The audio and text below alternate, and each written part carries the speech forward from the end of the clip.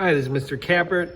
In the last video, I showed you how to prepare your Cura file for the 3D printer.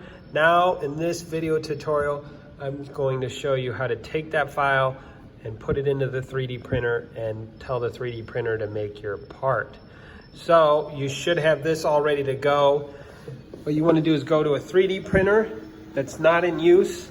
So I have two over in this corner, and then I have more.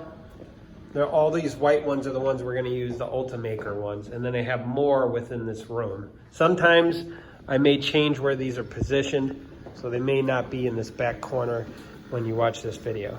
So you're going to grab the USB from the machine you want to use. You're going to go to the computer and then plug in. It's on this side. This should have USB slots on it, so you're going to plug that in.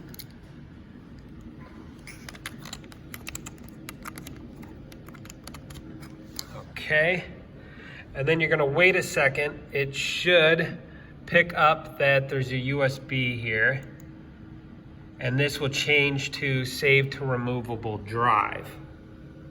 So you want to click on save to removable drive. You'll then get this message that the file has been saved.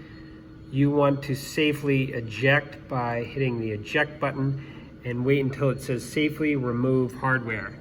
Then you're good to remove the USB drive, take it back to the machine that you want to use, and notice this one's got purple in it.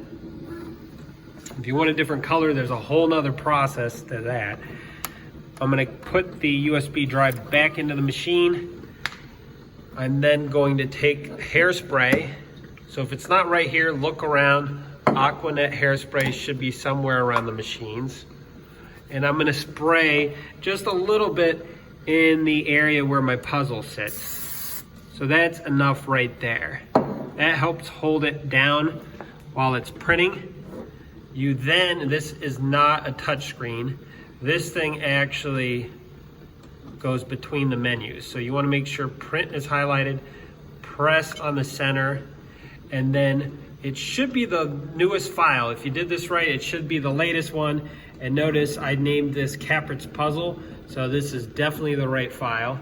So then I'm going to click on this button and it will begin to print. So this print is going to take about 2 hours to finish up. Let me know if you have any additional questions at all.